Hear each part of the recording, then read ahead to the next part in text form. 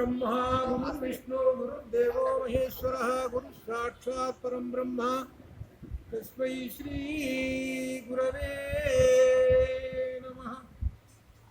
ज्ञानानन्दमयं देवं निर्मलस्फटिकाकृतिम् आधारं सर्वविद्यानां हयग्रीवमुपास्महे हयग्रीवमुपास्महे। नारायणसमारम्भां व्यासशङ्करमध्यमाम् अस्मदाचार्यपर्यन्तां वन्दे गुरुपरम्पराम्।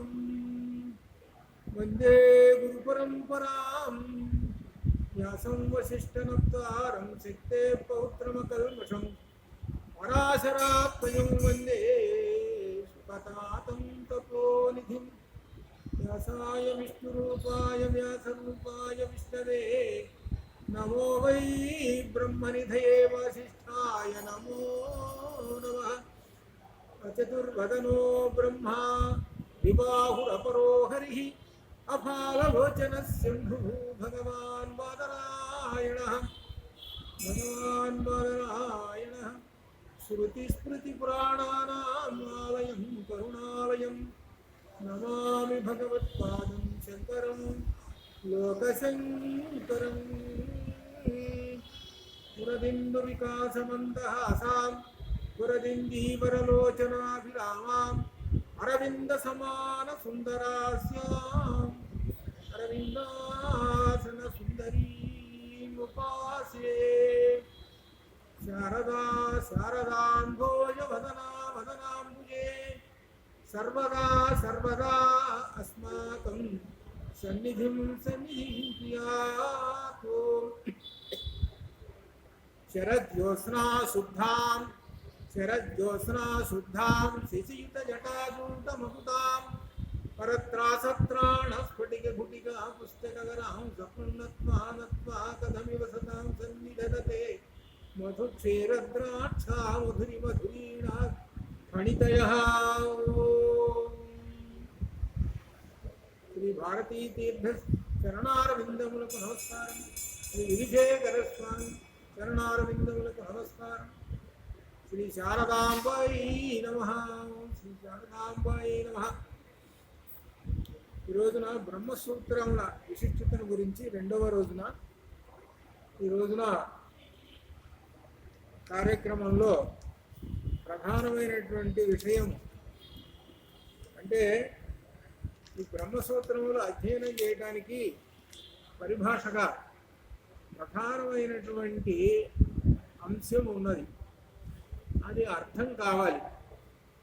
అది అర్థం చేసుకుంటే ఈ ఉపనిషత్తులకి ప్రవేశం లభిస్తుంది.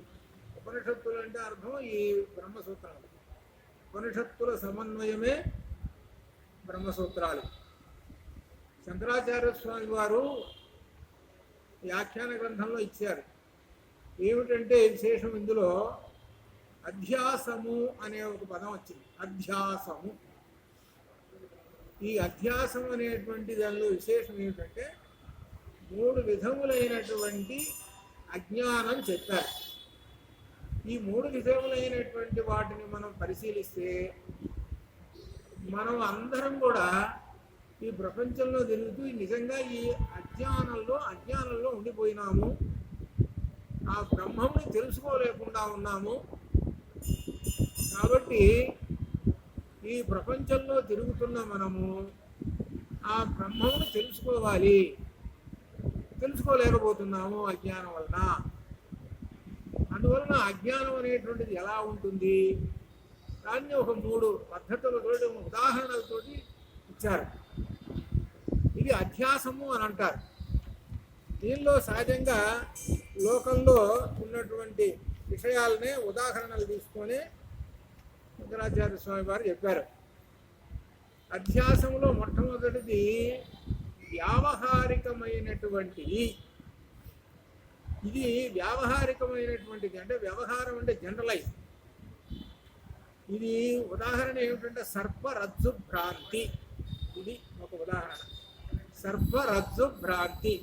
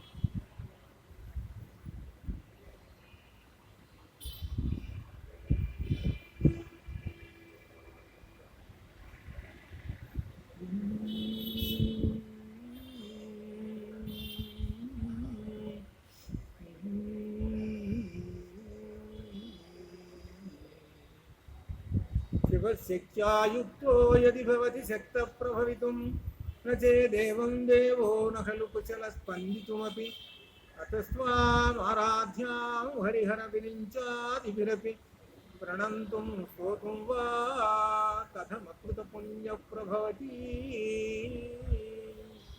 కథమకృత పుణ్య ప్రభవతి అవిద్యానామంతతిమిరమిహిరద్వీపనగరీ జడానాం చైతన్యస్తవకమకరందశ్రుతిఝరీ దరిద్రాణాం చింతామణిగుణనికా జన్మజలధౌ నిమగ్నానాం మురరిపువరాహస్య దంష్ట్రా భవతి. ఓం ఇది పరబ్రహ్మణే నమః. ఓం బ్రహ్మసూత్ర విశిష్టతలో మనం అధ్యాసము అనే దాని గురించి అధ్యయనం చేయబోతున్నాం. ఇందులో 3 భాగాలు ఉన్నాయి. మొట్టమొదటిది వ్యావహారిక సత్తు. ఇది వ్యావహారికం అంటే జనరలైజ్ అనమాట. జనరల్గా అందరూ ఈ అజ్ఞానంలో ఉండిపోతుంటారు. ఏమిటంటే సర్పరజ్జు భ్రాంతి. సర్పరజ్జు భ్రాంతి. సర్ప అంటే పాము, రజ్జు అంటే తాడు. భ్రాంతి, భ్రాంతి మోహము పడటం అంటే అజ్ఞానం. చీకటిలో వెళుతున్నాడు, ఆ దారిలో ఒక తాడు పడి ఉన్నది. తాడు ఎలా అంటే ఒక మెలికలుగా అట్లా పడి ఉన్నది. చీకటిలో వెళుతున్నటువంటి వాడు చూసి ఇది పాము అనుకున్నాడు. రజ్జును చూసి పాము అనుకున్నాడు. రజ్జు అంటే తాడు, దాన్ని చూసి పాము అనుకున్నాడు. పాము అనుకొని భయపడ్డాడు. ఆ భయపడి కొంతసేపు ఆగిపోయినాడు. చీకటి కదా మరి, చీకటి కాబట్టి ఆ చీకట్లో అదే కానీ పగలైంది అనుకోండి, పగలైతే అసలు ఈ విషయమే ఉండదు. ఎందుకంటే పగలంటే వెలుగు ఉంటుంది కదా, వెలుగు ఉంటుంది కాబట్టి ఇది ఉండదు. ఎప్పుడూ చీకటిలోనే ఉంటుంది ఈ భ్రాంతి. చీకటి అంటే అజ్ఞానం అనే చీకటి. నీలో అజ్ఞానం అనేటువంటి చీకటి నిండిపోయింది కాబట్టి ఆ తాడును చూసి భయపడ్డావు. ఆ తర్వాత కొంతసేపటికి నువ్వు పరిశీలన చేసుకున్నావు. ఆ తర్వాత తాడని తెలుసుకున్నావు, తర్వాత వెళ్ళిపోయావు, తర్వాత విషయం. ఇప్పుడు ఏమిటంటే మనం తెలుసుకోవాల్సింది, అనేక విషయములు వాటన్నిటిలో ఒక వస్తువు మీద మరొక వస్తువును ఆరోపిస్తాడు. ఒక వస్తువు మీద మరొక వస్తువు, ఇది అజ్ఞానం వలన ఆరోపిస్తాడు. అంటే తాడు ఉంది, ఆ తాడు మీద ఓ పాముని ఆరోపించాడు. తాడుకున్న లక్షణాలు పాముకు. తాడు ఎట్లా ఉంటుంది, అది సన్నగా ఉంటుంది, ఆ మెలికలు తిరిగి నేల మీద పడి ఉన్నది. అట్లనే పాము కూడా అట్లా ఉన్నది. 2 ఉపమానాలు సరిపోయినాయి అంటే వాళ్ళు సరిపోయినాయి కాబట్టి భ్రాంతి పడ్డాడు. ఈ భ్రాంతి నుంచి తొలగాలి కాబట్టి ఒక వస్తువు మీద మరొక వస్తువుని ఆరోపిస్తుంటాడు. ఆరోపించి ఏం చేస్తున్నాడయ్యా అంటే భ్రాంతి పడి అజ్ఞానంలో పడి ఏం చేస్తున్నాడు, అజ్ఞానంలో పడి అంతే, ఇక వాడు అజ్ఞానం అనేది. కానీ సత్యము తెలుసుకోలేడు. ఏమిటి సత్యము? అక్కడ ఉన్నది తాడు, పాము లేదు. ఎప్పుడైతే తాడు అని తెలుసుకున్నాడో పాము అదృశ్యమైపోయింది. పాము అనేటువంటి అదృశ్యమైపోయింది. ఈ జగత్తు అనేటువంటిది కూడా ఎప్పుడైతే సత్యం తెలుసుకుంటాడో, ఏది జగత్తులో ఉన్న సత్యం ఎవరు, పరబ్రహ్మము అని తెలుసుకుంటాడో అప్పుడు ఈ జగత్తు అనేటువంటిది ఉండదు. అనగా ఎందుకు చెబుతున్నాడు, ఈ జగత్తులో పరబ్రహ్మము నిండి ఉన్నాడు అది తెలుసుకో. చాలా చోట్ల ఈ జగత్తుని ఒక ఆనందంగా ఒక పిక్నిక్ పాయింట్ లాగా చూసుకునేటువంటి వాళ్ళు ఉన్నారు. సహజంగా చూసుకోండి, ఆ పిక్నిక్ పాయింట్స్ ఉన్నాయంటే అక్కడికి పోతే ఆ ప్రకృతిని చూసి ఆనందాన్ని అనుభవిస్తూ ఉంటాడు. కానీ ఆ ప్రకృతిలో ఉన్నటువంటి ఆ పరబ్రహ్మాన్ని గురించి ఆలోచన చేయడు. ఆ పరబ్రహ్మాన్ని గురించి ఆలోచన చేసుకుంటే ఇదంతా ఎవరంటే ఆ పరబ్రహ్మమే, కేవలం నేను అనుభవించడానికే. అందుకనే ఈశోపనిషత్తులో మొట్టమొదటి మంత్రం చెప్పింది. అందుకే ఈశోపనిషత్తులో మొట్టమొదటి మంత్రం అర్థం చేసుకొని అది ఆచరణ చేస్తే బ్రహ్మజ్ఞానం వచ్చినట్టే. ఈశావాస్యం ఇదం జగత్ సర్వం, మొత్తం ఇదంతా ఈ జగత్ అంతా కూడా ఆ పరమాత్మదేను, నీది కాదు, నాది నాది అనుకుంటావు, నాది అనేటువంటి విధిసేసేది. అటువంటి ఈ జగత్తును నీవు ఎలా అనుభవించాలి? త్యాగబుద్ధితో అనుభవించు అని చెప్పాడు. కానీ వీడేం చేస్తున్నాడు? నాది నాది నాది అని ఆ నాది అనే దానిలో కట్టుకొని పోయి అనేకమైన సంసార బంధాల్లో పడి అనేక జన్మలు ఎత్తుకున్నాడు. నాది అనేటువంటి తీసేయి, నీది కాదు, ఎవరు? పరమాత్మ అనేటువంటి విషయాన్ని ఈ జగత్తులో గ్రహించగలిగి ఉండాలి. భ్రాంతి అనేది వదిలేసేయి. ఈ భ్రాంతి అనేటువంటిది అజ్ఞానము, అది గుర్తుపెట్టుకో అని చెప్తాడు. అందుకని గీతలో కూడా చెప్పాడు, నేను సమస్తము అన్నిట్లోనూ సమంగా అన్నిట్లో ఉన్నాను, నేను సర్వేషు తిష్టంతం పరమేశ్వరం, అన్నిట్లో ఉన్నాను అని తెలుసుకో అన్నాడు. అది తెలుసుకునేటువంటి ఏ జ్ఞానం అయితే ఉన్నదో అప్పుడు ఈ భ్రాంతి అనేది తొలగిపోతుంటుంది. ఇది ఒక రకమైనటువంటి అజ్ఞానం. ఇక రెండవది ప్రాతిభాసికమైనటువంటి భ్రాంతి. ఇది ఒకటి. ఇది ఎట్లా ఉంటుందనంటే, ఇప్పుడు రాత్రిపూట చూసాము, ఏదో తాడును చూసి పాము అనుకున్నాం, అజ్ఞానం అనే చీకటి అనుకున్నాం. సరే, పగలు ఉందండి. పగలుకు ఉదాహరణ, పగలంటే సూర్యుడు ప్రకాశిస్తూ ఉన్నాడు, కాంతివంతంగా ప్రకాశిస్తున్నాడు. ముత్యపు చిప్ప ఉన్నది. ఆ ముత్యపు చిప్పలో తెల్లగా తెల్లగా వెండి లాగా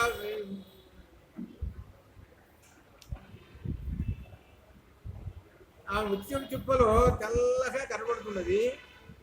అది చూసి ఏమనుకున్నాడు అనంటే, ఈ అజ్ఞాని వెండి అని అన్నాడు. వెండి అని అన్నాడు.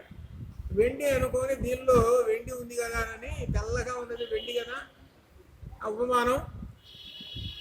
దాని ప్రకారంగా ఆ ముత్య చిప్పలన్నీ ఏరుకుంటున్నాడు. దీనిలో చాలా వెండి ఉంది, ఆ వెండిని కాస్త మనం తీసుకుంటే చాలా ఖరీదు కూడా ఉంది వెండి అని అనుకోని పాపం ఈ ముత్య చిప్పలు ఏరుకుంటున్నాడు. ఇది ఎప్పుడు పగలు కదా. మరి పగలంటే సూర్యుడు వెలుగు ఉంది. ఆ సూర్యుని వెలుగు కదా, ఆ కాంతి పడుతున్నది ముత్య చిప్పలో, తెల్లగా ప్రకాశిస్తున్నది. తెల్లగా ప్రకాశిస్తుంది అంటే వెలుగు పడుతున్నది. అయినా కానీ వీడి అజ్ఞానం. రాత్రిపూట చీకటి ఉంది, అది అజ్ఞానం అన్నారు. సరే, బాగానే ఉంది. మరి పగలుంది కదా, సూర్య రశ్మి పడుతున్నది కదా, ఆ ముత్యపు చిప్పలో ఉన్నటువంటి ఆ తెలుపు చూసి అజ్ఞానము వెండి అని అనుకుంటున్నాడు. అజ్ఞానం వలన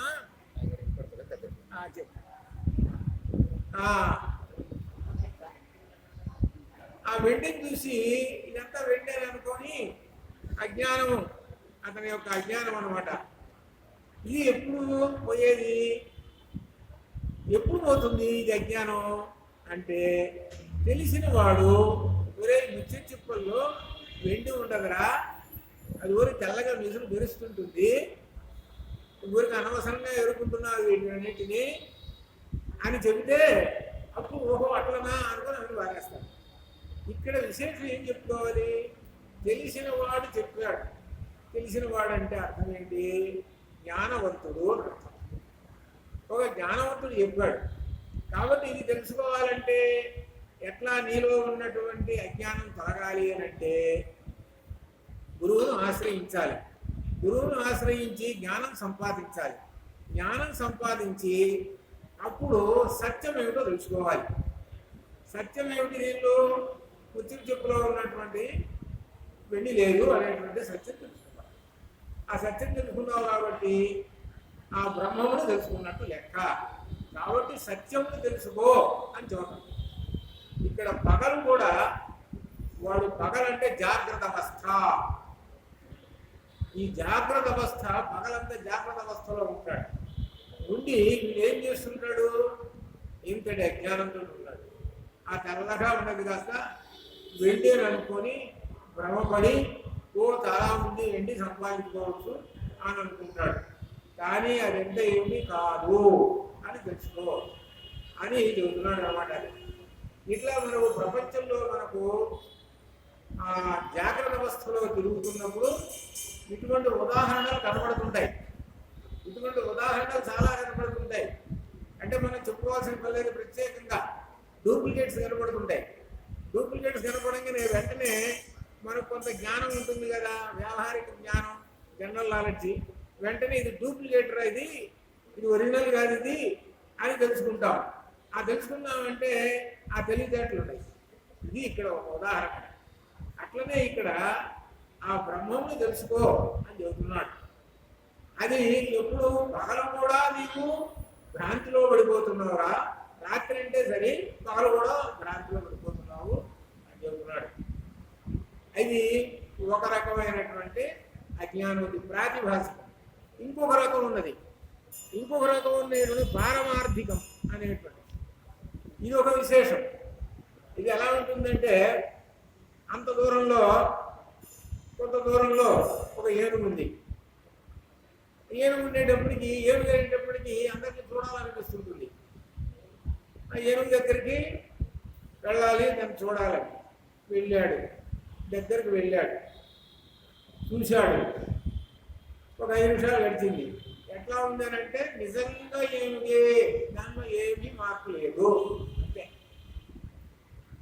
ఒక 5 నిమిషాలు ఆగిన తర్వాత వీడికి కొంత నాలెడ్జ్ ఉంది కదా, ఏనుగు ఎట్లా ఉంటుంది ఏమిటి అనేటువంటిది. ఏమిటిది ఏనుగు తొండం కదిలించడం లేదు. ఏనుగంటే ఎప్పుడు తొండం దానికి చలనంగా ఉంటుంది. చలనం ఎప్పుడు తొండం కదిలిస్తూ ఉంటుంది, దాని యొక్క సహజ లక్షణం.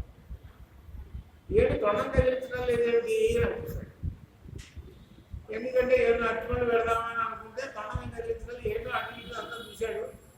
చివరికి బాగా తేలిపాల చూసి ఇది చెక్క గుర్రంలా, చెక్క ఏనుగురా అని తెలుసుకున్నాడు. చెక్క కొయ్యతోటి చేసినటువంటి ఏనుగు నేను అంత దూరంలో చూసి భ్రమపడి నిజమైనటువంటి ఏనుగేనని వచ్చాము అన్నాడు. ఇప్పుడు దాకా నిజమైనటువంటి ఏనుగే కదా అనుకున్నాడు. ఇప్పుడు అసలు ఒరిజినల్గా ఏముంది, చెక్క ఏముంది. మరి నిజంగా అనుకున్నటువంటి ఏనుగు ఏమైపోయింది, ఈ ప్రపంచంలో కలిసిపోయింది, అది మాయమైపోయింది. ఇప్పుడు నిజం తెలిసిపోయింది, అది మాయమైపోయింది. ఇప్పుడు నిజం తెలిసిపోయింది, ఈ చెక్క ఏనుగురా అని తెలుసుకున్నాడు. అంటే ఏమిటి, అజ్ఞానం అనేది నశించింది, జ్ఞానం అనేది కలిగింది. అప్పుడు సత్యం ఏమిటో తెలుసుకున్నాడు. ఎందుకు చెబుతున్నాడంటే సత్యం తెలుసుకో అని చెబుతున్నాడు. ఏమిటో సత్యం అంటే జగన్మిథ్య బ్రహ్మ సత్యం. ఇవన్నీ చెప్పుకున్నాడు. ఎందుకంటే ఈ జగత్తంతా మిథ్య, అసత్యము. జగత్ అంటేనే అర్థము జాయతే గచ్చతి ఇది జగత్. పుడుతుంటుంది, గచ్చతి వెళుతూ ఉంటుంది, పుడుతుంటుంది వెళుతుంటుంది, పుడుతుంటుంది వెళుతుంది, ఎప్పుడూ నిలకడగా ఉండదు. అందుకనే దీన్ని ఏమని చెప్పారంటే పుడుతుంటాడు కొడుతుంటాడు, పుడుతుంటాడు వెళుతుంటాడు, మళ్ళీ పుడుతుంటాడు వెళుతుంటాడు. జాతస్య ధ్రువో మృత్యు ధ్రువజన్మృతస్య చ తస్మాత్ అపరిహార్యార్థే నత్వం శోధి. పుడుతుంటాడు కొడుతుంటాడు. ఏంటిది జగత్తు. ఇటువంటి జగత్తు నడుస్తూ ఉంటుందంటే ఈ జగత్ అనేటువంటి విద్య. అటువంటి ఈ జగత్తుని నమ్ముకోవాకు. జగత్తులో ఉన్నటువంటి ఏ సత్యం అయితే ఉన్నదో అది తెలుసుకో. ఆ జగత్తు ఎవరి మీద ఆధారపడి ఉన్నది, బ్రహ్మం మీద ఆధారపడి ఉన్నది. అదే విషయాన్ని గీతలో కూడా వినశ్యత్సు అవినశ్యబ్దం. అవినాశి అయినటువంటి ఆ పరబ్రహ్మము వినశ్యత్సు అంటే వినాశము చెందేటువంటి వస్తువులలో ఉన్నాడు. ఈ శరీరము వినాశము, శరీరం ఉండదు అని అందరికీ తెలిసినటువంటిది, శరీరం పడిపోతుంది అని. కానీ ఈ శరీరంలో ఎవరున్నారు, సత్యమైన బ్రహ్మము ఉన్నాడు. ఆ సత్యమైనటువంటి బ్రహ్మమును తెలుసుకో, అది ఇందులో చెప్పారు. దానికోసమే వేదం చెప్పినటువంటి విషయాలను శంకరాచార్య స్వామి గారు తన రచనలలో, వ్యాఖ్యానాలలో చాలా వివరంగా అన్నిటిలోనూ చెప్పేశారు. శంకరాచార్య స్వామి గారి యొక్క రచనలన్నీ కూడా బ్రహ్మతత్వాన్ని చెప్పేది. పారాయణం చేస్తుంటారు. సుందరుల గారు ఒక ఉదాహరణ పారాయణం. అందులో బ్రహ్మతత్వానికి ఇవిడి ఉన్నది. మొదటి 3 శ్లోకములు వేదం యొక్క సారం. ఆ మొదటి 3 శ్లోకాలు చెప్పుకోవాలని 3 రోజులు పడుతుంది. 3 శ్లోకాలు అంతటి విశేషమైన. అలా బ్రహ్మ బ్రహ్మతత్వాన్ని ఇమిడిచారు శంకరాచార్య స్వామి వారు తమ రచనల్లో. అలానే ఇక్కడ శంకరాచార్య స్వామి వారు తమ యొక్క వ్యాఖ్యానంలో 3 రకములైనటువంటి ఈ అజ్ఞానం అనేటువంటి చెప్పాడు. కాబట్టి అజ్ఞానం తొలగాలి. కాబట్టి అందుకనే కఠోపనిషత్తులో ఉత్తిష్ట జాగ్రత్త ప్రాప్య వరా నిబోధత ఏమన్నాడంటే ఉత్తిష్ట లెమ్ము. ఉత్తిష్ట అంటే లెమ్ము అంటే అర్థం ఏంటి? అప్పటిదాకా ఏంటి? అజ్ఞానంతో కూర్చున్నాడు హాయిగా సుఖంగా, లేకపోతే నిద్రపోతున్నాడు. నిద్రపోతున్నాడంటే అజ్ఞానంలో ఓడిపోయినాడు. ఉత్తిష్ట లెమ్ము, లేచి ప్రాప్య వరాత్ నిబోధ, వరాలు శ్రేష్ఠులైనటువంటి బ్రహ్మజ్ఞానాలను పొంది నీవు బ్రహ్మజ్ఞానం సంపాదించుకో, నీ నిద్ర పోతుందిరా అన్నాడు. నిద్ర అంటే ఇక్కడది అజ్ఞానం అనేటువంటి నిద్ర. కాబట్టి ఈ బ్రహ్మజ్ఞానం సంపాదించుకోవాలంటే గురువులను ఆశ్రయించుము. గురువులను ఆశ్రయిస్తే అప్పుడు నీ యొక్క అజ్ఞానం నశిస్తుంది. అందుకనే గీతలో తద్విద్ధి ప్రణిపాతేన పరిప్రశ్నేన సేవయ ఉపదేశంతే జ్ఞానం జ్ఞానిన తత్వదర్శిన. ఆ గురువులను ఆశ్రయించవయ్యా, వాళ్ళ దగ్గర చేరి భక్తి శ్రద్ధలతోటి ఉంది వాళ్ళని 10 ప్రశ్నలు అడిగి తెలుసుకో అన్నాడు. ఇక్కడ దీనికి ఏమంటే ఎగ్జాంపుల్స్ చెబుతారా? ఎవరన్నా మీరు ఏమన్నా చెబుతారా? మీరు గురువులను ఆశ్రయించండి తెలుసుకోండి అని చెబుతున్నారే. గీతలో ఏమైనా ఎగ్జాంపుల్స్ ఉన్నాయండి అంటే ఉన్నాయండి, కావాల్సిన ఎగ్జాంపుల్స్ ఉన్నాయి. ఉపనిషత్తులే ఎగ్జాంపుల్స్. ఆ ఉపనిషత్తుల్లో ఒక ఉపనిషత్తు కఠోపనిషత్తు. గురువు గారు యమధర్మరాజు, శిష్యులేమో నచ్చింది. ఇక ప్రశ్నోపనిషత్తు చెప్పేది లేదు. 6 విద్యార్థులు, గురువు గారు ప్రహ్లాద మహర్షి. ఇట్లా వాళ్ళు బ్రహ్మజ్ఞానం సంపాదించారు. ఇట్లా బ్రహ్మజ్ఞానం సంపాదించండి. బ్రహ్మజ్ఞానం పొందినప్పుడే నీకు రాబోయే అనేక జన్మలన్నీ నశిస్తాయి.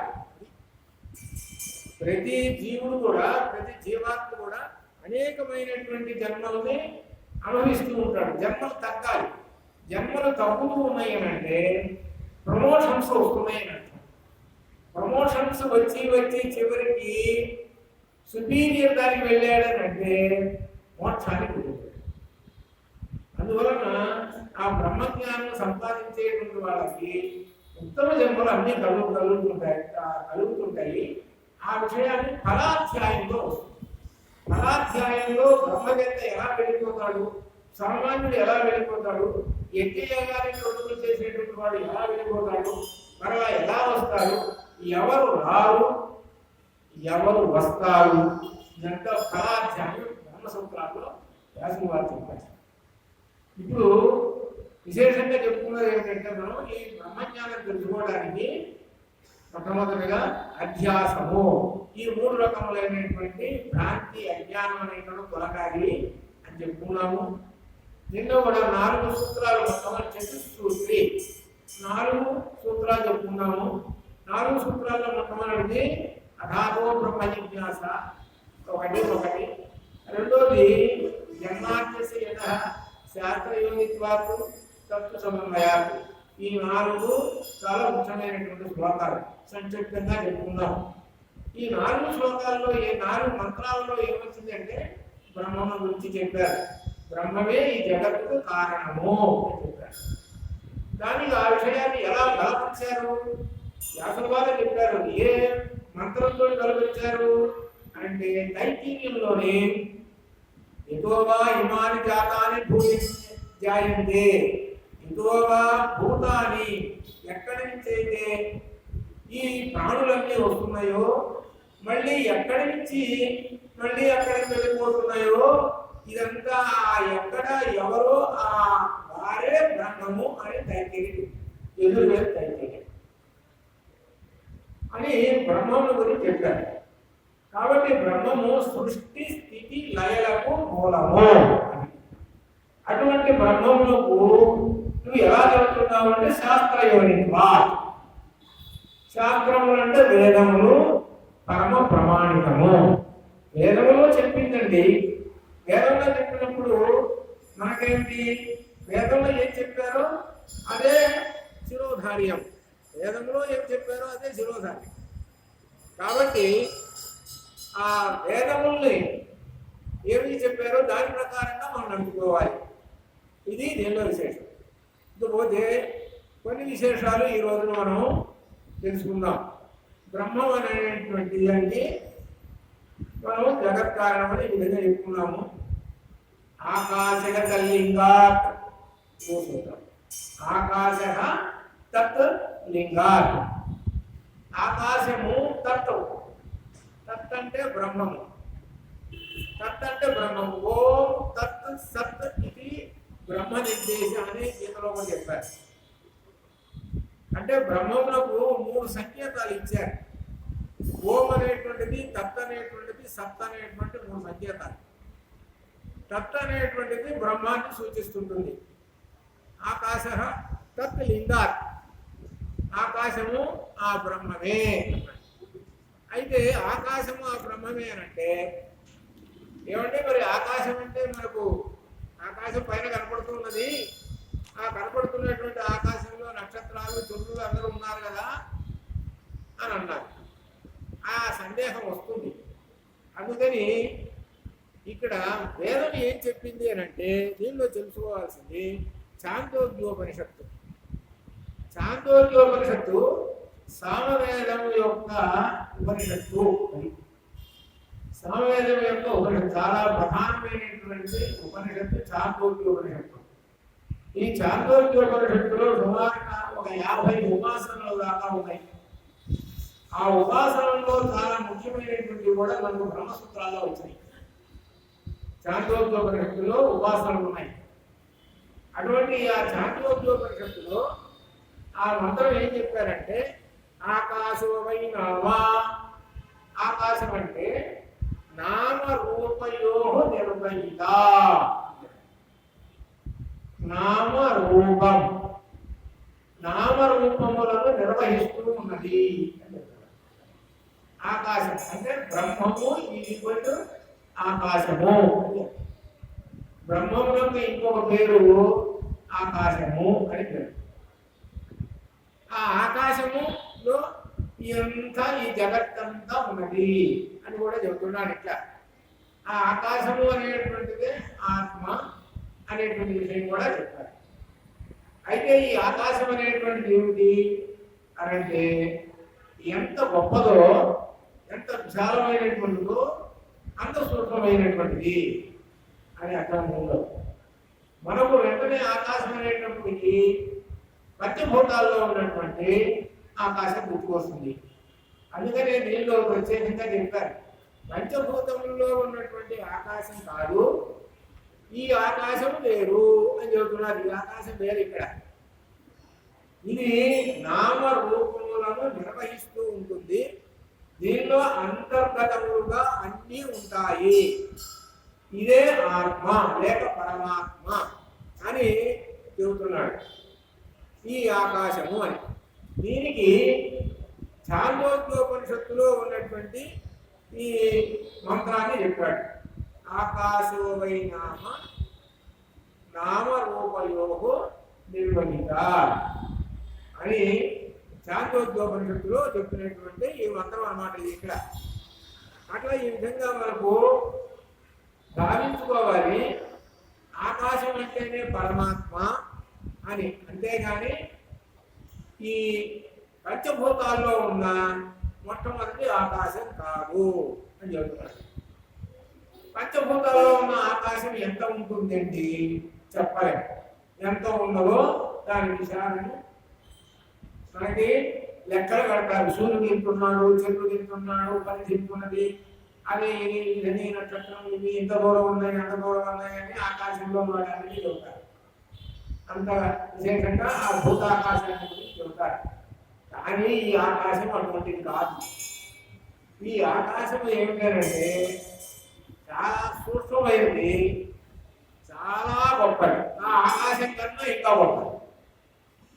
దీనికి ఒక న్యాయం ఒకటి చెప్తున్నాను. ఏమిటంటే మహదాకాశము ఘటాకాశం. ఇప్పుడు చెబుతున్నటువంటి ఆకాశము పరమాత్మ అనేటువంటి ఆకాశం. ఈ పరమాత్మ అనేటువంటి ఆకాశముకు అంతు లేనటువంటిది మహదాకాశము. ఆ మహదాకాశం ఇక మనం ఉన్నాం చూశారు, ప్రతి వాళ్ళం ఒక ఘటాకాశం. ఘటం అంటే మట్టితో తయారు చేసినటువంటి ఒక కొండ. ఈ కొండలో ఖాళీ ఉంది, అంత శూన్యం. ఆ శూన్యం అంతా ఉన్నది. ఈ కొండ ఒక 70-80 సంవత్సరాలు ఉన్నది. కొండ పగిలిపోయింది. పగిలిపోయిన తర్వాత ఈ కొండలో ఉన్నటువంటి ఆకాశము మహదాకాశంలో కలిసిపోయింది. కలిసిపోయినప్పుడు ఈ కొండలో ఉన్నటువంటి ఆకాశమును గుర్తించలేము. ఉదాహరణకి సముద్రంలోకి నీళ్ళన్నీ చేరుతున్నాయి, నదులు నీళ్ళన్నీ చేరుతున్నాయి. చేరిన తర్వాత ఏ నది నీరు ఏమిటి అనేది ఎవరు గుర్తుపడాలి, అంత సముద్రమే. అలానే ఈ కుండలో ఉన్నటువంటిది ఎవరు? జీవాత్మ. ఈ జీవాత్మ ఆ మహదాకాశము పరమాత్మలో లీనమైనది. అందుకని ఆకాశము పరమాత్మతోటి చెప్పారు. ఇది వేదం చెప్తున్నది. మనం చూస్తున్నటువంటి భూతాకాశంతో పోల్చవద్దు అని చెప్తున్నారు. ఈ ఆకాశము, ఈ వేదంలో చెప్పేటువంటి ఈ ఆకాశము చాలా గొప్పది. మనోరణీయాన్ మహతో మహీయాన్ ఆత్మస్య జంతో నిహితం విహాయ అని దానిలో మన కథలో వచ్చింది. అంటే ఇది చాలా సూక్ష్మమైనటువంటి, చాలా విశాలమైనది, ఎంతో చెప్పలేము. అంతటిది ఈ చిన్నదైనటువంటి పరమాత్మ అనే ఆకాశము చిన్న చిన్న ప్రాణులలో మనం చూస్తూ ఉంటాము. చిన్న చీమ చనికంగా వెళ్ళిపోతూ ఉంటుంది. చిన్నది అది, ఎంత అది వెళ్ళిపోతూ ఉంటుంది. దానిలోనూ ఉన్నాడు. పెద్ద జంతువు ఏనుగు ఉన్నది, ఏనుగులోనూ ఉన్నది. ఆ పరమాత్మ చూసుకుంటే ఎంత మరి, అంత విశేషం. అందుకనే గీతలో చెప్పాడు, విద్యా వినయ సంపన్నే బ్రాహ్మణే గవిహస్తిని శునిచేవ శ్రపాదేజ పండిత శ్రమదర్శిన. విద్యా వినయ సంపన్నే రెండుకి ఆపోజిట్ చెప్పాడు. శునిచేవ శ్రపాదేజ బ్రాహ్మణే గవిహస్తిని. అట్లా ఈ విధంగా అంటే ఏమిటంటే అంత పెద్ద వాటిల్లోనూ ఇంకా చిన్న వాటిల్లోనూ అల్పము అధికము, ఇట్లా ఉన్నతము నీచము, ఇటువంటి ప్రాణులు ఉన్నాయి. ఈ ప్రాణులన్నింటిలోనూ పరమాత్మ సమంగానే ఉన్నాడు. ఆయనకి ఎటువంటి పక్షపాతము లేదు. చండాలుడిలోనూ ఉన్నాడు, బ్రాహ్మణుడిలోనూ ఉన్నాడు, అందరిలోనూ సమానంగా ఉన్నాడు. బ్రహ్మజ్ఞాని కాబట్టి ఏదో విశేషంగా ఉందాము, చండాలంలో తక్కువగా ఉందాము అనేటువంటి ఆలోచన బ్రహ్మములకు లేదు. అందుకనే ఆ బ్రహ్మము సమానము అనగా సమస్త ప్రాణులలో ఆ బ్రహ్మము సమానంగా ఉన్నాడు. అది మనకి గీత కూడా దానిలో చెబుతున్నది. అట్లనే ఈ ఆకాశం అనేటువంటి పరమాత్మ అందరిలోనూ సమానంగానే ఉన్నాడు అనేటువంటి విశేషం కూడా చెప్తున్నారు అన్నమాట. ఇంకా విశేషం కూడా తైత్తీర్యంలో కూడా చెప్పారు. తైత్తీర్యంలో కూడా యదేశ ఆకాశ ఆనంద, బ్రహ్మం ఆనందము అని చెప్పారు.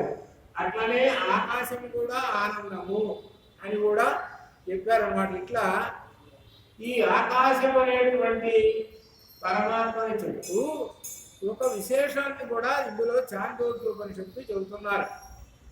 ఏమిటంటే దీనిలో ఉద్గీతం అనేటువంటి ఒక విషయం వస్తుంది. చాందోగ్యోపనిషత్తు ప్రారంభంలో ఉద్గీతము వస్తుంది. ఉద్గీతము అని అంటే ఉద్గీతం అంటే బిగ్గరగా, అంటే పెద్దగా బయటికి గానము చేయబడినది. ఏమిటి ఇది? ఓంకారము. ఓంకార విధంగా ఏ మంత్రం కానీ ఏ యజ్ఞయాగాది క్రతువులు కానీ ఏమీ చేయడానికి వీలేదు. ఓంకారం ఉచ్చరించే చెయ్యవలను. దీనికి మనకు గాయత్రి మంత్రాన్ని కూడా ఓం తత్సవితుర్వరేణ్యం పట్టుకోలేదు. మంత్రం ఏంటి? తత్సవితుర్వరేణ్యం పట్టుకోలేదు. అదే మనం ఋగ్వేదంలో చూడండి, తత్సవితుర్వరేణ్యం పట్టుకొని. అయితే మనం ఓం అనేటువంటి ఈ బ్రహ్మవచనాన్ని చేర్చుకోవాలి. అష్టోత్తరాలు ఎందుకు చేస్తుంటారు చూడండి, వాటన్నిటి ప్రతివానికి ప్రతినామానికి ఓం చేస్తారు. ఓం చేరిస్తేనే అది మంత్రం. ఓం చేర్చకుండా చేస్తుంటే నిష్ఫలం. ఓము దానిలో అంత గొప్ప విశేషం. ఇక్కడ చెబుతున్నది ఏంటంటే ఉద్దీన శబ్దము చాందోగ్యోపనిషత్తులో ప్రారంభంలో వస్తుంది. ఉద్దీనం అని అంటే ఓంకారము అని అర్థం. ఈ ఓంకారం అనేటువంటిది కూడా ఈ ఆకాశంలో చెబుతున్నాడు. ఏషః అనంతః, ఏషః అనంతః అని చెబుతున్నాడు. అనంతమైనటువంటి ఈ ఆకాశము ఉద్దీనము పరమాత్మ స్వరూపమే. ఉదాహరణకి మనం ఓంకారం చేస్తామండి. ఓంకారం చేస్తున్నామనంటే ఎవరికి? బ్రహ్మము. బ్రహ్మములకు వాచకం ఏమిటి చెప్పండి అంటే ఓంకారము. బ్రహ్మము అనేటువంటి ఒక పదం ఉంది. కానీ నువ్వు దేనితో చెబుతున్నావు అంటే వేదం చెప్పింది ఓం అనేటువంటి నాదంతో చెబుతుంటే అది బ్రహ్మము. కాబట్టి బ్రహ్మానికి పేరు ఏం చెప్పాలి అంటే పేర్లనే ఉండవు. కానీ బ్రహ్మానికి ఏంటి ఎలా గుర్తించాలి? ఓం అనేటువంటి దాంట్లో గుర్తించాలి. అందువల్ల ఓం యొక్క గొప్ప విశేషమైనటువంటి దాన్ని చాందోగ్యోపనిషత్తు ప్రారంభంలోనే చెప్పింది. ఇట్లా అందుకని ఇట్లా ఆ ఆకాశంలో మనం చెప్పుకున్నటువంటి ఆకాశాన్ని ఇది అలోరణీయాన్ని మహతోమహీయాన్ని చెప్పుకున్నామే, ఘటాకాశము మహదాకాశము చెప్పుకుంటున్నామే. అనగా మనలో ఉన్నటువంటి ఆకాశం జీవాత్మ. అదే ఈ కుండ పగిలిపోగానే ఈ కుండలో ఉన్నటువంటి ఈ జీవుడు పరమాత్మలో 20 చివరికి ఒకటే. అనగా పరమాత్మలో 20 జీవాత్మ ఏ కనపడాడు, పరమాత్మ అయిపోయాడు. అప్పుడు ఏకమేవ అద్వితీయం. ఏకమేవ అద్వితీయం అంటే జీవాత్మలోనే పరమాత్మ ఉన్నాడు. అద్వితీయం అయిపోతాడు, ఒకటే పరమాత్మ ఒక్కటే అనేటువంటి వేదం కూడా అర్థమవుతున్నాడు అక్కడ. అందుకని ఇక్కడ ఒక గుర్తుల సంకేతాలు చెప్పారు. ఏమిటంటే దీనిలో కం బ్రహ్మ, ఓం కం బ్రహ్మ, కం బ్రహ్మ, కం బ్రహ్మ, కం బ్రహ్మ, కం బ్రహ్మ. కం అంటే అర్థం ఏంటి? సుఖము అని అర్థం. సుఖం అనేటప్పటికీ ఏమనుకుంటారంటే హాయిగా ఏదో ఫ్యాన్ వేసుకొని కూర్చుంటే సుఖంగా ఉంటుంది అని అనుకుంటారు. ఆ సుఖం కాదు ఇది. ఇది ఏంటంటే మోక్ష సుఖం. అది కం బ్రహ్మ ఒకటి. రెండోది ఖం బ్రహ్మ, ఖం బ్రహ్మ. ఖం అంటే ఆకాశం, ఖ అంటేనే అర్థము ఆకాశము అని అర్థం. ఖ అనేటువంటి ఒక అక్షరానికి ఇక్కడ సున్నా చేసి ఖం ఇచ్చాడు. ఓం ఖం బ్రహ్మ. కమ్మన్న ఆకాశమే. కమ్మ అనేటువంటిది కూడా ఆకాశము, ఆకాశమే బ్రహ్మము. ఇట్లా ఈ విధంగా చెప్తున్నాడు. ఇంకా ఖం పురాణం, ఆకాశమే పురాణము సనాతనమైనది అని చెప్తున్నాడు. ఈ ఆకాశం అనే ఈ విధంగా ఏంటో చెబుతున్నాడు దీనిలో. ఇలా ఇంతవరకు చెప్పిన తర్వాత మనకు ఇంతవరకు అర్థమైంది ఏంటంటే ఆకాశ కల్లింగాలలో సంక్షిప్తంగా ఆకాశము బ్రహ్మమునకు లింగాస్ అంటే గుర్తు.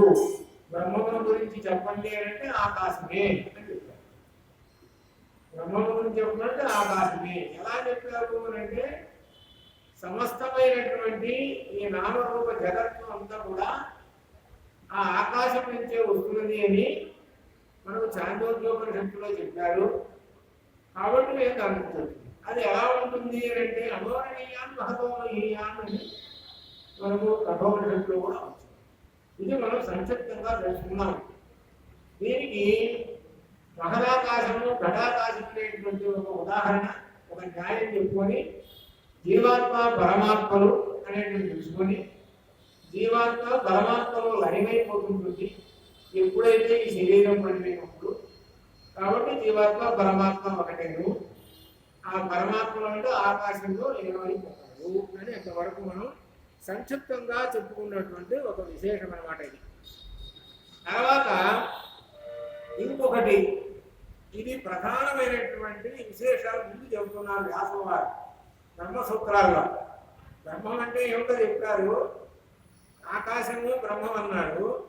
ఆ తర్వాత అతి ముఖ్యమైనది వస్తుంది, ఏమిటంటే ప్రాణము. ఈ దీనికి ఈ సూత్రంలో శాస్త్రుల వారు అత ఏవ ప్రాణ అన్నారు. అత ఏవ ప్రాణ, అత అంటే అందువలననే, ప్రాణ ప్రాణం కూడా బ్రహ్మవాచకమే, ప్రాణం కూడా బ్రహ్మవాచకమే అన్నారు. ఇందాక ఏం చెప్పాము, దీనిలో ఆకాశ కలింగాలో ఆకాశము బ్రహ్మం అని చెప్పారు. ఆకాశం అంటే నామరూపంగా వస్తున్నది అని చెప్పుకున్నాం. మళ్ళీ ఆ ఆకాశము మనలో ఉన్నది, ఆ జీవాత్మ తర్వాత పరమాత్మ కలిసిపోతాడు. ఆ మనలో ఉన్నటువంటి సూక్ష్మమైనటువంటి ఆకాశంలోనే ఆ ఆకాశము అని చెప్పుకుంటున్నావే, ఇంకొక మాట కూడా చెబుతున్నారు విను అన్నాడు. ఆకాశం ఏంటి, పరమాత్మ అని చెప్పారు. ఆ పరమాత్మ దగ్గరనే అత ఏవ ప్రాణ, అత ఏవ ప్రాణ. ఇక్కడ ఒక ఉదాహరణ చెప్పుకున్నాం. మహారాజు గారు ఉన్నాడు, ఆ మహారాజు గారు పరిపాలన చేయాలండి. ఆయన ఒక్కటి చేస్తాడా? ఆయనకి ప్రధానమంత్రి అమాత్యులు ఉంటారు, సేనాపతులు ఉంటారు, ఇంకా అనేక మంది ఉంటారు.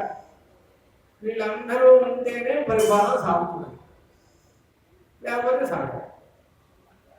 ఇప్పుడు వీళ్ళు ఆ రోజున ఎవరైనా సేనాపతులు ఆలోచించుకొని ఎవరన్నా ఒక ఇద్దరు పర్వాలేదు, కానీ అసలు ఆయన ఉన్నాడండి ఒక ఆయన. ఎవరో తెలుసండి, మహారాజు గారి దగ్గర ప్రధానమంత్రి గారు అమాత్యుడు. అమాత్యుడు ఆ మహారాజు గారికి అసలు ప్రాణం ఆయనే, అసలు ప్రాణం ఆయనే.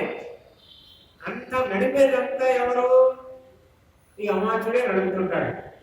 మొత్తం ఆయన ద్వారానే అంతా అయిపోతుంది. మహారాజు గారు ఊరిగా ఆ సింహాసనం మీద కూర్చుంటాడు, ఈ అమాత్యుడు గారు అదండి ఇదండి అంటాడు, ఇదండి అన్నిటి తలకాయ చేస్తాడు. సరిపోతుంది, అంతా నడిచిపోతుంటుంది రాజ్య పరిపాలన. అంతటి విశేషమైనటువంటి వాడు అమాత్యుడు. అట్లనే ప్రాణం అనేది అమాత్యుడు. మన శరీరంలో ప్రాణం అనేది అమాత్యుడు. ప్రాణం అనేటప్పటికీ ఏమంటారంటే పంచప్రాణాలు అంటారు. ఆ పంచప్రాణాలు అనేటువంటిది, ఈ ప్రాణం అనే దాని నుండే 5 ప్రాణాలు పుట్టినాయి. అంటే అసిస్టెంట్ వాడు. ఇప్పుడు ప్రధానమంత్రి ఉంటాడు, అమాత్యుడు, ఆయన కింద ఒక మంత్రివర్గం ఓ 10 మంది, అట్లా ఈ విధంగా. అలానే ఈ పంచప్రాణాలు అటువంటివి. అసలు ప్రాణం ఏంటి? అసలు అంతా నడుపుతూ ఉంటుంది ఈ శరీరాన్ని. ఒక మంత్రం ఉంది దీనిలో, ఏమిటంటే విశేషము ఆయుష్. అది 80 70 ఉన్నాయి అనుకోండి ఆయుష్. ఈ మంత్రంలో ఒక చోట ఎలా వస్తుందంటే, దానిలో ప్రాణము ఉన్నంత వరకే ఆయుష్ అని వస్తుంది. అంతేగాని ఆయుష్ ఉన్నంత వరకు ప్రాణం కాదు. ప్రాణం ఉన్నంత వరకే ఆయుష్. ఆ ప్రాణం అనేటువంటిది చెప్ప పెట్టకుండా పోతుంది. ఇది లేదు. ఆ ప్రాణం అనేటువంటి అంత గొప్ప విశేషమైనటువంటి ఆ ప్రాణాన్ని గురించి చెబుతున్నాడు. ప్రాణమే బ్రహ్మము అని చెప్తున్నాడు. ఇది మనకు అతయేవ ప్రాణ అనేటువంటి ఈ సూత్రంలో అతయేవ ప్రాణ, ఈ ప్రాణము కూడా బ్రహ్మవాచకమే అని చెబుతున్నాడు. ఇక్కడ దీనిలో కూడా చాంద్రోగ్యోపనిషత్తులో చెప్పినటువంటి ఈ మంత్రం అన్నమాట.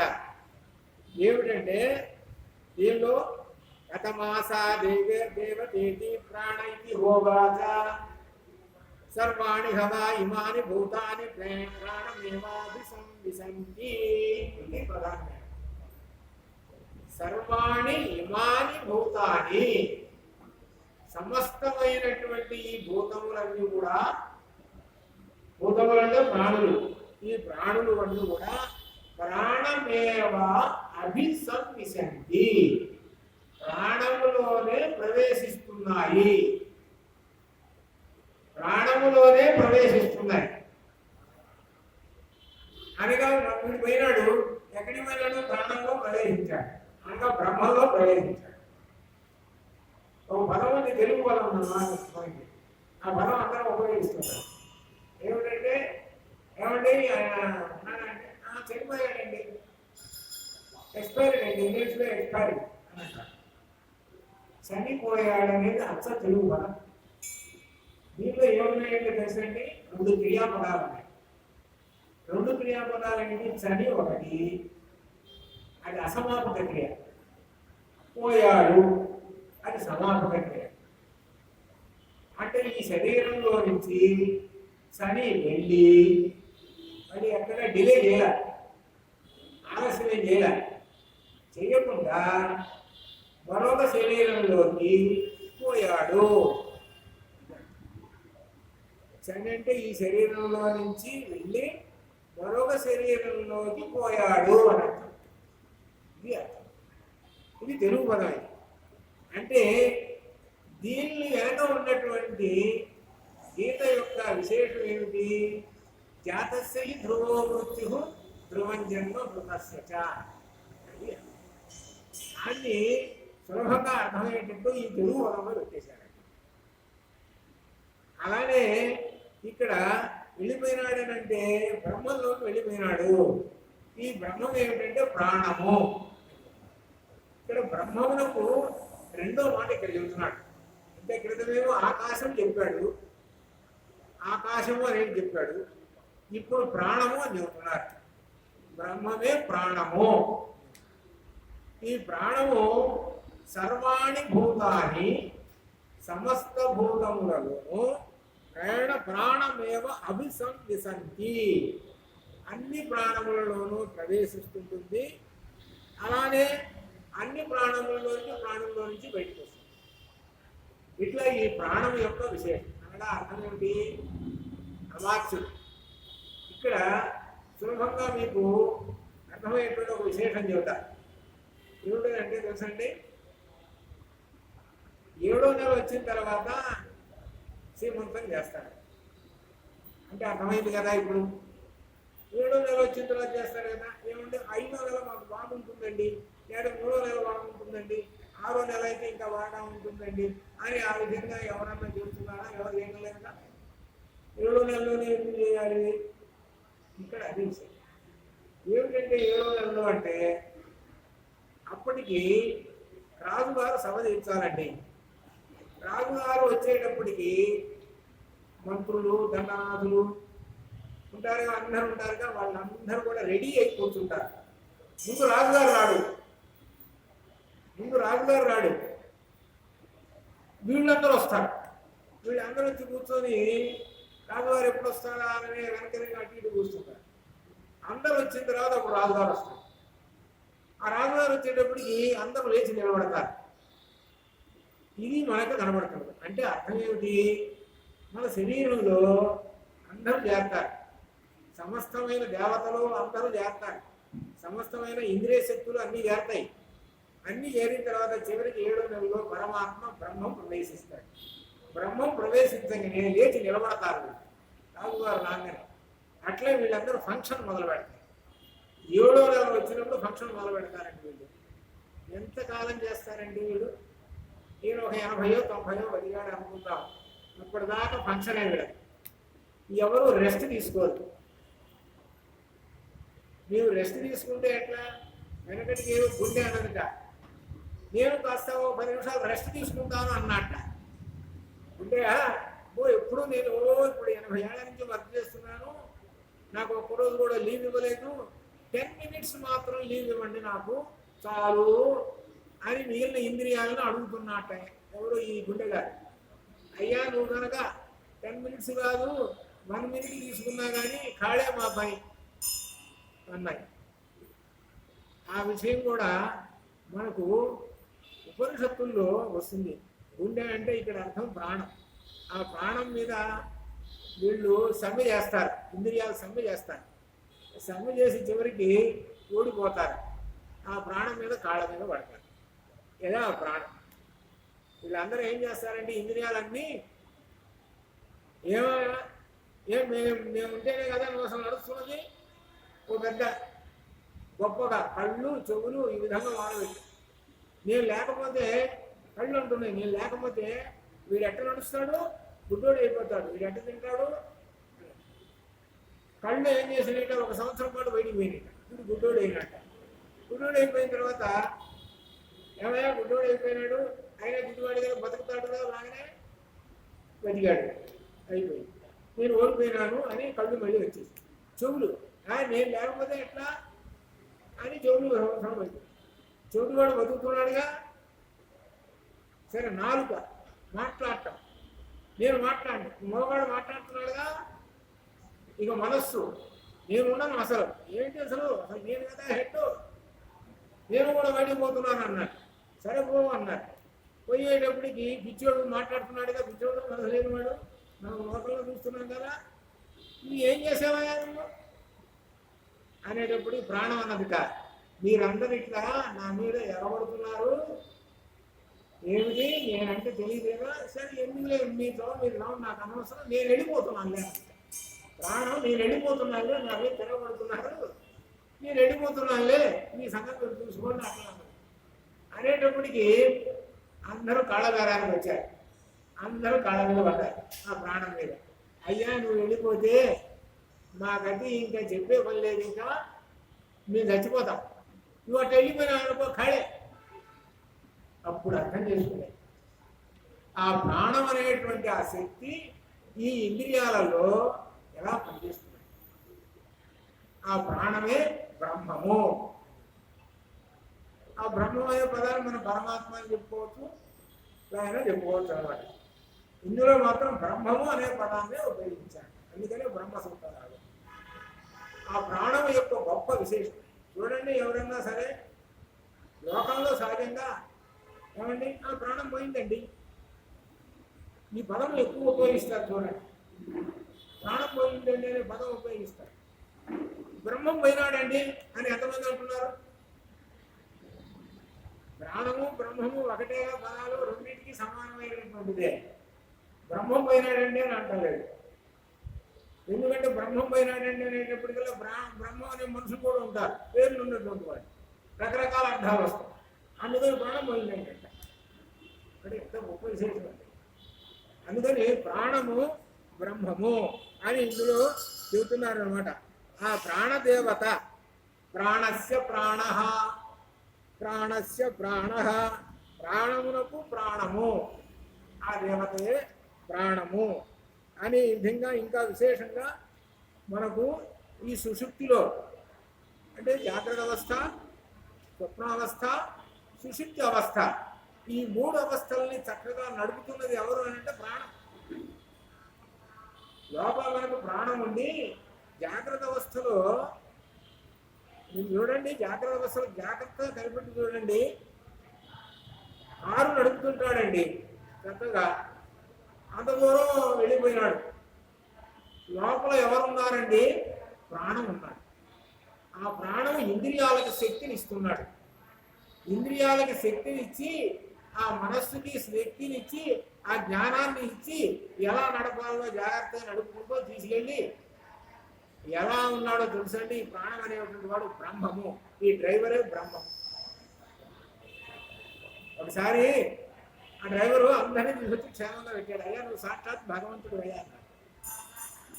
నువ్వు సాక్షాత్ భగవంతుడుగా 60 మందిని తీసుకొచ్చి 1 గంటలో తీసుకొచ్చి ఇక్కడ కూర్చోబెట్టావు అని అన్నాడు. చాలా సంతోషించారు. ఎందుకనంటే ఆ ప్రాణశక్తి, ఆ బ్రహ్మం యొక్క శక్తి అతనిలో ఉండబట్టి చూడండి ఎంత విశేషమైనటువంటి. అట్లా ప్రతి మనిషిలోనూ ఆ ప్రాణశక్తి ఉండి ఎంతో గొప్పమైనటువంటి పనిచేస్తుంది. మహామహా కవులు ఉన్నారు. ఆ మహామహా కవులు వాళ్ళు మహాగ్రంథాలను రాశారు. రాశారంటే ఏమిటి? లోపల ప్రాణము బ్రహ్మము యొక్క గొప్ప మహిమ వాళ్ళలో ఉన్నది. మహాకవి కాళిదాసు గారు ఆ విధంగా కవుల గురించి చెప్పుకుంటే అనేక విశేషాలు కూడా వస్తుంటాయి అన్నమాట. ఇది అట్లా ఈ విధంగా ఆ ప్రాణ శబ్దాన్ని గురించి, ప్రాణాన్ని గురించి తెలుసుకోమన్నారంటే చాందోగ్యోపనిషత్తులో ఉన్నది. సర్వాణి ఇమాని భూతాని ప్రాణమేవ అభిసంవిశంతి అని చాందోగ్యం. సమస్తమైనటువంటి ప్రాణములు, ప్రాణులన్నీ కూడా చివరికి ప్రాణంలోనే లీనమైపోతున్నాయి. ప్రాణం ఉన్నది కాబట్టి ప్రాణి అన్నది. ప్రాణం ఉన్నది కాబట్టి ప్రాణి అన్నది.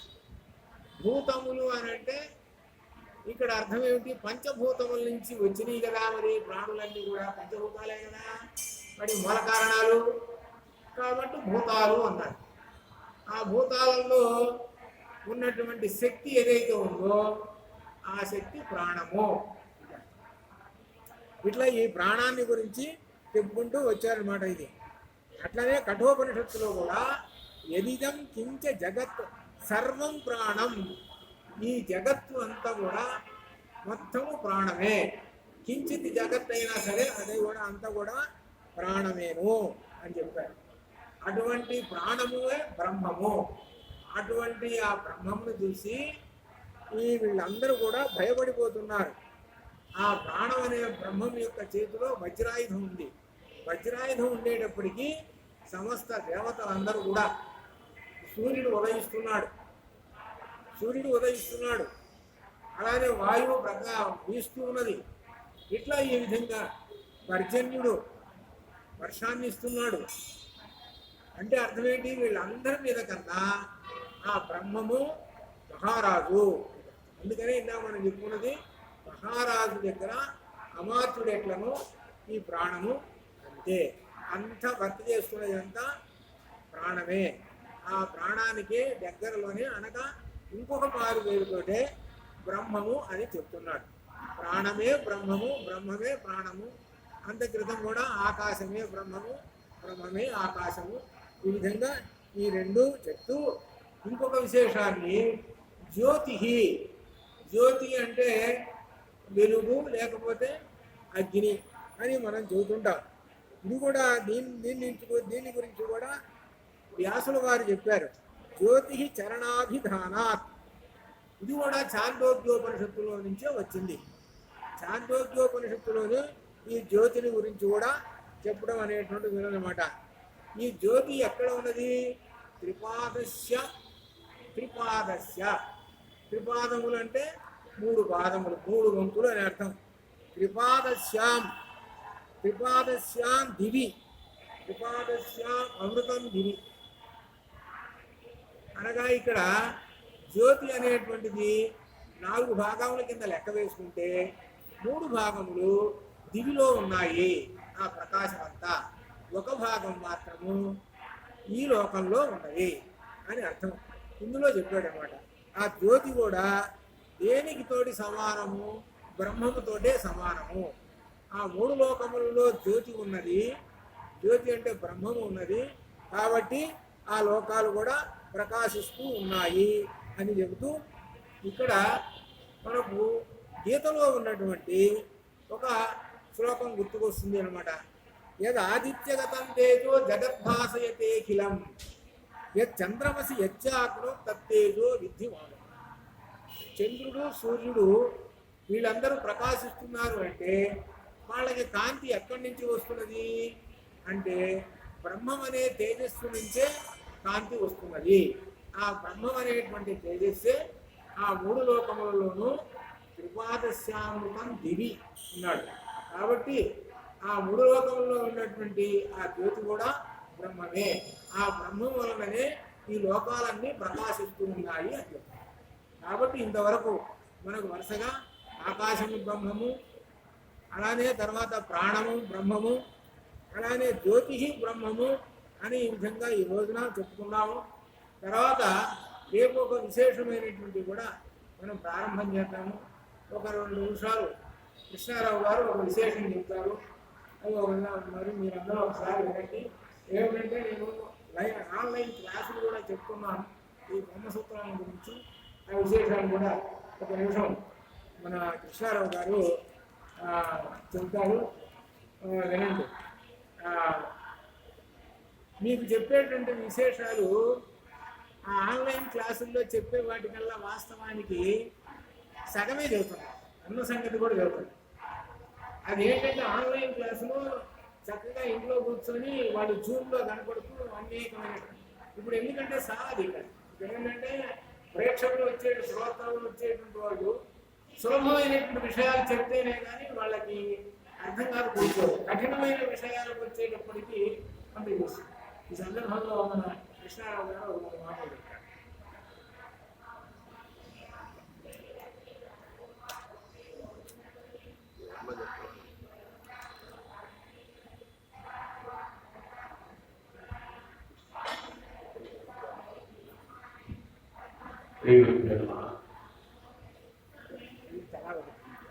ఇప్పటివరకు ఇద్దరికి మంత్రుల భాషని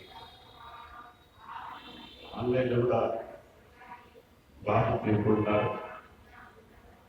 దానికి ఎవరైనా పుస్తకాలు చూపించినా నేర్చుకోవాలనుకున్నా కూడా వారు క్లాస్లో జాయిన్ కావచ్చు.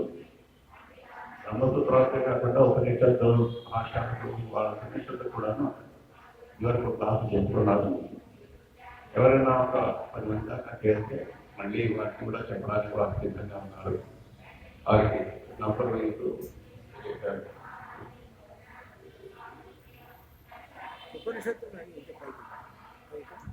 ఉపనిషత్తుల గురించి అన్నింటి గురించి చెప్పాను క్లాసు. అంటే 10 ఉపనిషత్తులు చెప్పాను. 10 ఉపనిషత్తులు చెప్పాను కాబట్టి ఏదో నా చేతనైనంత వరకు అమ్మవారు ఇచ్చినటువంటి కాబట్టి బ్రహ్మసూత్ర భాష్యాన్ని రాయగలిగాను. బ్రహ్మసూత్ర భాష్యాన్ని రాశాను. ఈ రాసి క్లాసులు అమెరికా వాళ్ళు కనెక్ట్ అవుతారు, వాళ్ళకి రోజు క్లాస్ చెప్తుంది. ఇది అర్థమైన తర్వాత ఏమనిపిస్తుందంటే మీకు ఈ చెప్తున్నటువంటి సౌందర్యలహరి కానీ పారాయణలు కానీ మిగిలినటువంటి అన్నీ కూడా సమస్తము కూడా రుచి తక్కువగా ఉంటుంది. అంటే నిజమైనటువంటి అమృతాన్ని సేవించిన తర్వాత ఏదో పానకో మామూలు ఇస్తే పెద్ద ఇదే ఉంటుంది, అట్లా ఉంటాయి. ఎందుకంటే చెప్పేది చాలా విశేషాలు అన్ని దానిలో లీనమైపోతాయి. సముద్రం ఏంటి నదీనాం సాగరోగతి అన్నారు చూడండి, అట్లా మొత్తం బ్రహ్మలో లీనమైపోతాయి. అన్ని సముద్రలహరి ఏమిటి, భాగవతం ఏంటి, రామాయణం ఏంటి, చాలా ఉదాహరణలు వస్తాయి. అవన్నీ సముద్రంలో లీనమైపోతాయి. అప్పుడు అనిపిస్తుంది అనమాట అన్నిటికన్నా ఉత్తమమైన ఎవరెస్ట్ శిఖరం లాగా ఉన్నది బ్రహ్మసూత్రంలో ఉన్నారాయణ. అప్పుడు అర్థం అవుతుంది. అప్పుడు అది వంటబడితే అప్పుడు జీవితంలో ఏంటంటే మార్పు వస్తుంది. జీవితంలో గొప్ప మార్పు వస్తుంది. బ్రహ్మజ్ఞానం కలుగుతుంది. వాక్కు మారుతుంది. మన వాక్కు కూడా మారిపోతుంది. అదే అలా విశేషాలు ఉంటాయి. అందుకని ఎంతో కొంత అంటినంత వరకు అంటుతుంది. అందువలన బ్రహ్మజ్ఞానం సంపాదించుకోవడం వలన ఈ జీవుడికి ఉన్నాయి చూశారు కర్మబంధాలు నశిస్తాయి. అందుకనే భగవద్గీతలో కూడా కర్మబంధం ప్రహాస్యసి అని చెప్తున్నారు. అందువలన అందరూ ప్రయత్నం చేయండి. నేను చెప్పడానికి సిద్ధమేను. ఎక్కడైనా ఇట్లనే కనుక ఏర్పాటు చేసినా కానీ ఎక్కడైనా కనుక బ్రహ్మసూత్రాల గురించి కానీ ఉపనిషత్తుల గురించి కానీ చెప్తాను. ఓం పూర్ణమదః పూర్ణమిదం పూర్ణాత్ పూర్ణముదచ్యతే పూర్ణమాదాయ పూర్ణమేవాశిష్యతే. సుఖమా సుఖమయ తపసోమా దుర్గమయ సోమా అమృతంగమయ శాంతి